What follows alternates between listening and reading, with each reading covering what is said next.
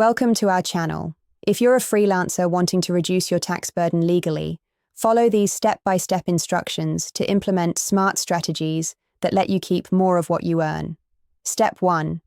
Establish a dedicated workspace and claim the home office deduction using either the simplified method or actual expense method based on what saves you more. Step 2.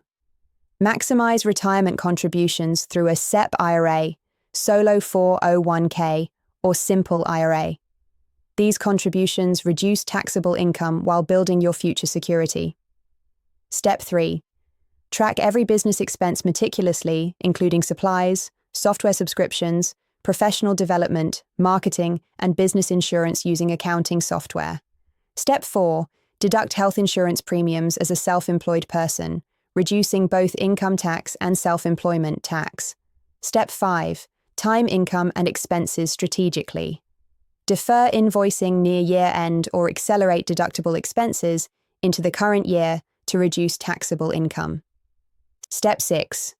Consider S-Corp election if your net profit exceeds $60,000 to $70,000 annually to save on self-employment tax by splitting income between salary and distributions. Step 7. Separate business and personal expenses completely by using dedicated business bank accounts and credit cards, making deductions clearer and easier to substantiate. Step 8. Claim the qualified business income deduction, which allows many self-employed individuals to deduct up to 20% of business income.